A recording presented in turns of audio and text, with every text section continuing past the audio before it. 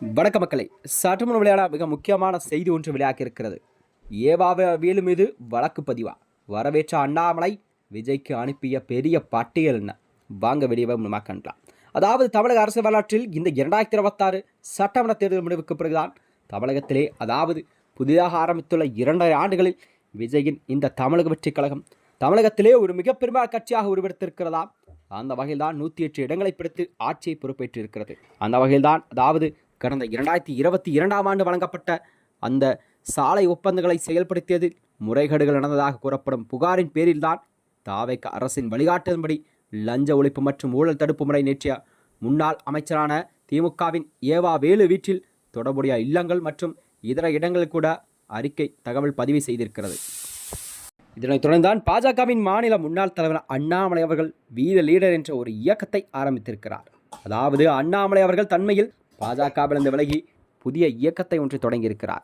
இந்த வகையில்தான் இந்த வீத லீடர் அமைப்பின் தலைவர் அண்ணாமலை தனது எக்ஸ் சமூக வலைதள பக்கத்தில் வெளியிட்டுள்ள பதில் கூறுகையில், கடந்த 2022ஆம் ஆண்டு வழங்கப்பட்ட சாலை ஒப்பந்தங்களை செயல்படுத்துவதில் முறைகள் நடந்ததாக கூறப்படும் புகாரின் பேரில்தான் தமிழக வெற்றி கழக அரசின் வழிகாட்டுதலின்படி லஞ்ச ஒழிப்பு மற்றும் ஊழல் தடுப்புத்துறை நேற்றைய முன்னாள் திமுக அமைச்சர் ஏவாவேலு அவர்களுக்கு தொடர்புடைய இல்லங்கள் மற்றும் இதர இடங்களில் முதல் தகவல் அறிக்கை பதிவு செய்திருக்கிறார். அதாவது கடந்த சில திமுக ஆட்சி காலத்தில் ஊழல் புகார்கள் விசாரிப்பதற்காகவே தாவேக அரசு எடுத்து வரும் இந்த முயற்சிகளை நான் கண்டிப்பாக வரவேற்கிறேன். இந்த வழக்குகள் தாவேக அரசு விரைவின் முடிவுகளை கூட நீங்கள் கண்டிப்பாக உறுதி செய்யும் என்றும், குற்றவாளிகள் என நிரூபிக்கப்படுபவர்களை சட்டத்தின் தண்டிக்கப்படுவார் என்று நான் ஒரு மனப்புல நம்புகிறேன் என்று அண்ணாமலை பதிவிட்டிருக்கிறார்.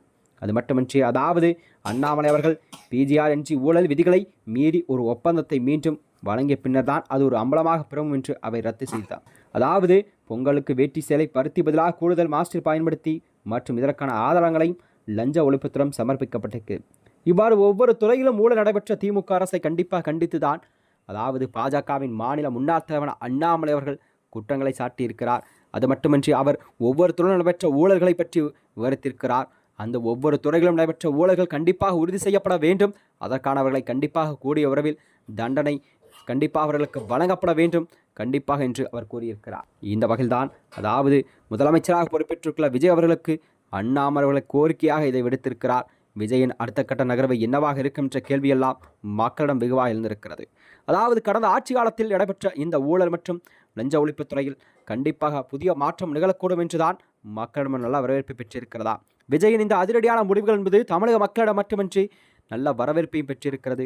அதாவது தமிழக மக்களிடம் விஜய் ஏற்றுள்ள இந்த புதிய அரசு ஏற்றுள்ள இந்த அறிவிப்புகள் எல்லாம் தமிழக மக்களிடம் நல்ல வரவேற்பை பெற்றிருக்கிறதா.